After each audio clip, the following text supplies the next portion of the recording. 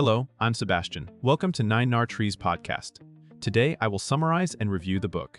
The Optimist, Sam Altman, OpenAI, and the Race to Invent the Future by Keach Hagey examines the modern AI boom through the career of Sam Altman and the turbulent rise of OpenAI.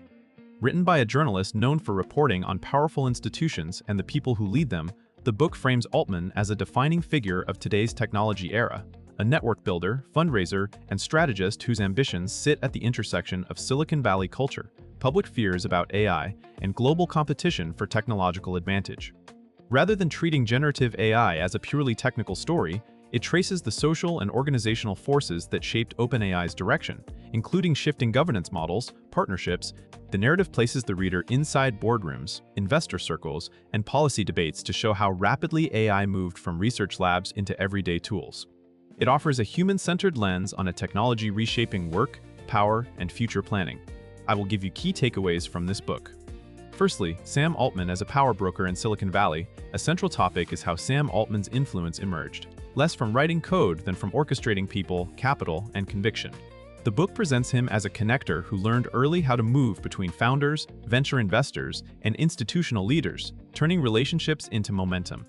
This matters because the AI revolution has been driven not only by breakthroughs in models, but by the ability to assemble extraordinary resources, top talent, specialized hardware, and massive compute budgets.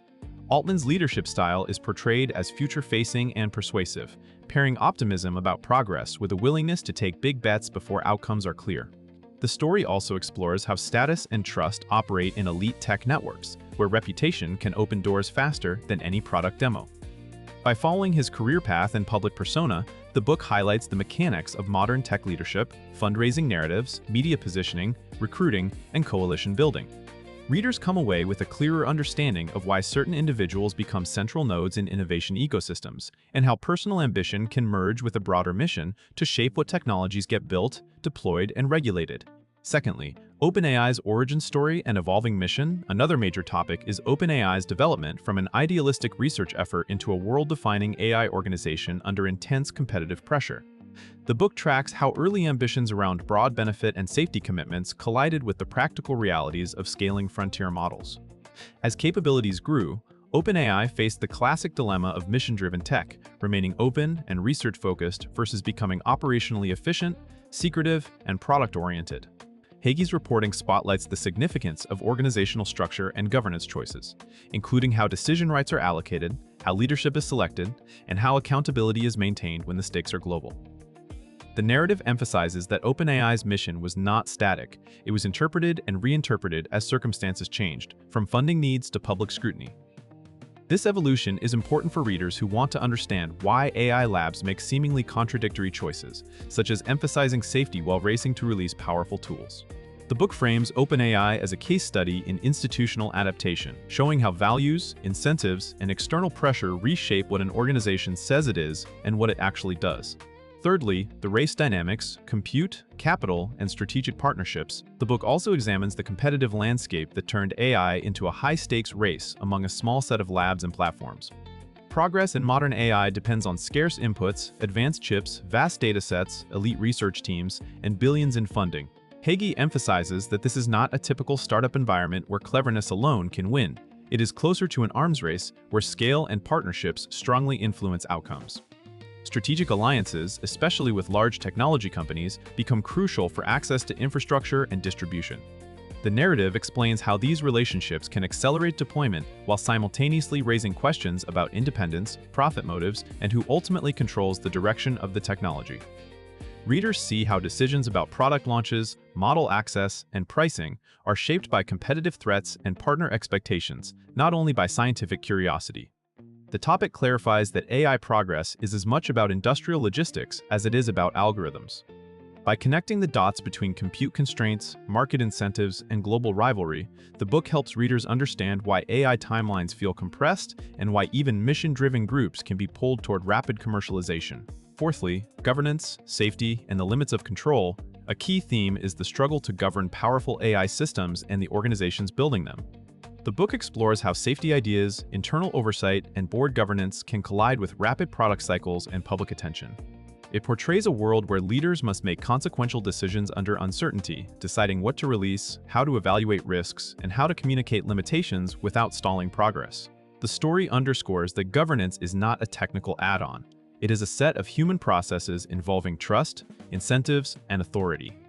Board structures, leadership disputes, and internal debates become part of the safety story because they influence whether caution wins over speed.